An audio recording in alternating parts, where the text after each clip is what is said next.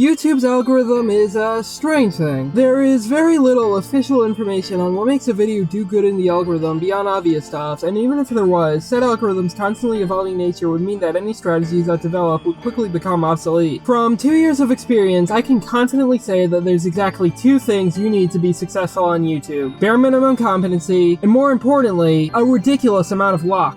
Every creator's success on YouTube is the result of forces beyond any individual human being's comprehension. And because of these forces, a specific type of anomaly has emerged. Videos that blow up out of nowhere and seem to be inescapable in everyone's recommended feeds. You probably know the ones I'm talking about. Mario Kart Wii, The History of the Ultra Shortcut by Summoning Salt. Why Disney's Twist Villains Don't Work by Shifriless Productions. Disney's Fast Pass, A Complicated History by Defunctland. And the largest example of which, Can You Melt Obsidian and Cast a Sword by How to Make Everything, a video that briefly became a meme due to how seemingly omnipresent it was. However, there is a common link between all 4 of these examples, the fact that they come from channels with pre-established audiences. Don't get me wrong, this isn't to say that the inexplicable spreads of each of these videos aren't all impressive in their own right, but what this is to say is that a similar feat from a significantly smaller channel is even more impressive. I mean, who could even manage such a feat? And to answer that question, let me ask you another question. Was Majora's Mask 3D a bad remake? N64 comparison and review.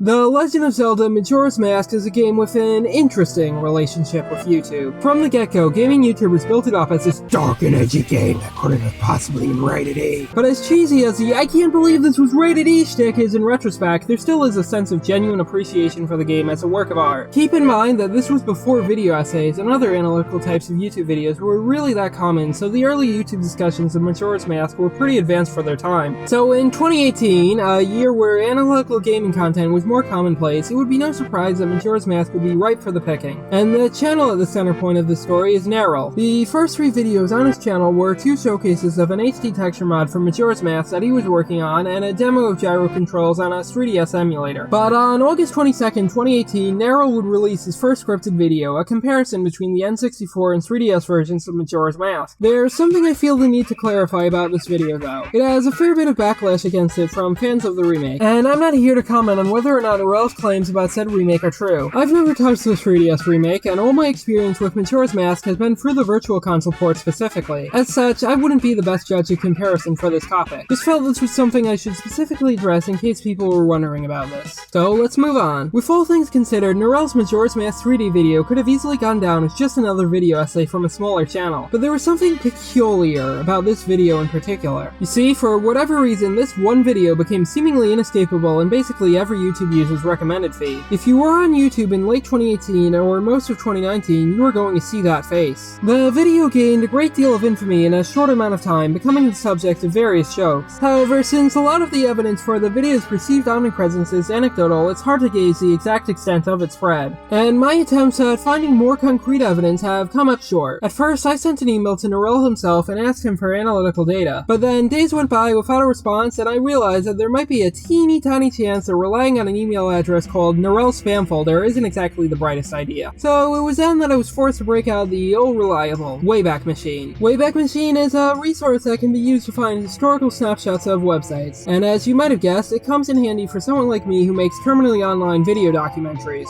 I was able to find a snapshot for an uneventful date in September that shows that the video was able to get 400,000 views in less than a month, which is impressive for a channel as small as Nerrel was when he made the video. However, for whatever reason, trying to open up a snapshot for any other date would not work. I kept trying to open different dates, but none of them worked. I tried to wait a bit and come back, but that didn't work either, and I tried to open up screenshots for a completely different video, and that worked on the first try. I have no clue how this happened or why it's never happened to the same extent with how much I've had to use Wayback Machine for this channel, but there's nothing I can do about it. My last resort was to scour Twitter for any possible screen caps of the video with its view count visible, and I found a single one from December 6, 2019 that shows that the video had 2.2 million views at that time. So with these 2 points of data, we have a vague idea of the video spread. But what we need to figure out is why this video in particular got so many views in such a short amount of time. I have 5 theories for why this is the case, and I'll list them from least likely to most likely. The first of which is that the video is just that good. Regardless of your opinion on the Majora's Mask 3D debate, it can't be denied that Nerrel's video has really impressive scripting and editing, especially for someone who's just starting out. Maybe the video's random algorithm boosts were something that it earned. Case closed, right? Okay, so remember how I said these theories were starting with the least likely one? YouTube and capitalism in general both operate under the belief that hard work will naturally be rewarded with success. But that belief doesn't work in practice. On YouTube, talent doesn't inherently translate to success, and success doesn't inherently translate to talent. If you need further convincing, consider how there are plenty of immensely talented people on this platform who haven't gotten a lick of success, and also how WatchMojo somehow has 24 million subscribers. The next 2 theories are that Nerrel's video did as well as it did because it was negative, and that it did as well as it did because of the game it was talking about. Starting with the former, there's plenty of psychological research backing up the idea that humans are naturally attracted towards negativity. And as for the latter, Majora's Mask's relationship with YouTube is something I talked about earlier in this video. But while these 2 aspects of the video could have played a small role in its success, they're not substantial enough on their own. There are countless videos that are overly negative towards a given piece of media, and videos of Majora's Mask out there that haven't gotten a fraction of the traction that Nerrel's video got. So there would have to be some additional factor to explain said video's rise. And I know just what that factor might be.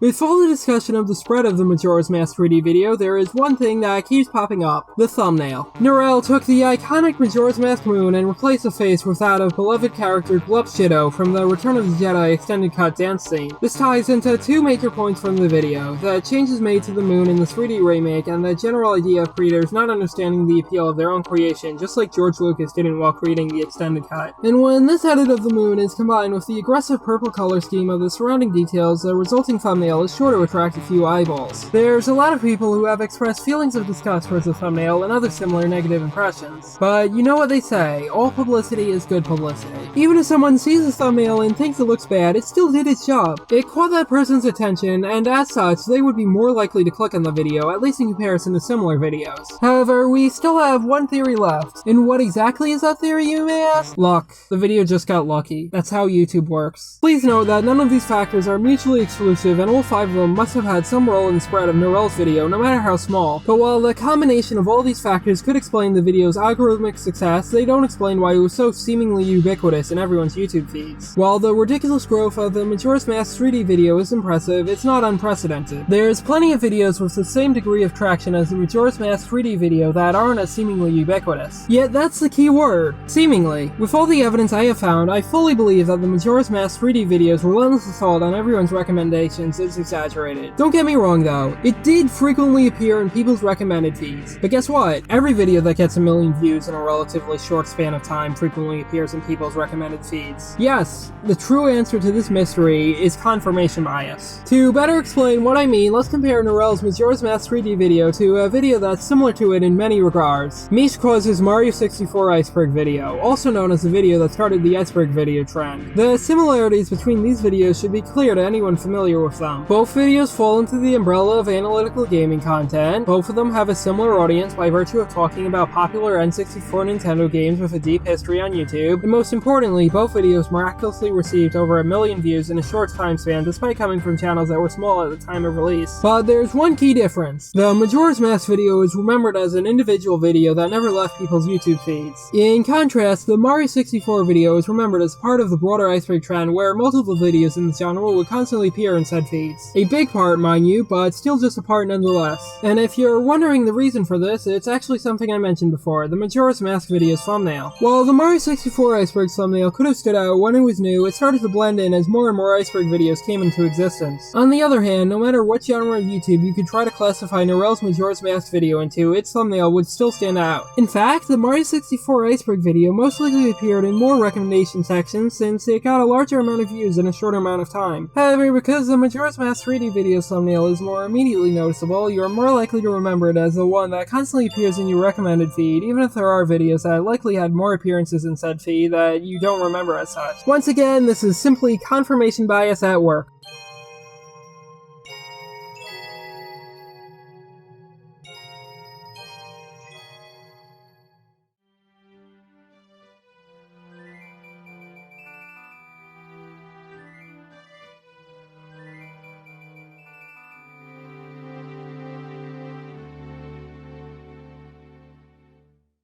As pathetic as this is going to sound, watching YouTube videos has been one of my primary hobbies for over a decade now, and one of the many reasons why that's the case is the many pieces of lore surrounding the website. WebDriver Torso, the internet checkpoint, neutral response, videos that would seem ordinary without context but have been elevated to something larger because of the community surrounding YouTube, and Nerrel's video on Majora's Mask 3D is a prime example of this. It could have easily gone down as yet another Majora's Mask video essay, but it became something more than that. It became this mythical specter that somehow managed to invade every recommendation section. And regardless of whether or not said claim is an exaggeration, it's still deeply fascinating to me that said claim can exist at all. So if you're a small YouTuber and you're working on a video right now, maybe spend some extra time on that video's thumbnail, cause you never know. Maybe you can make the next face that launched 1 million views.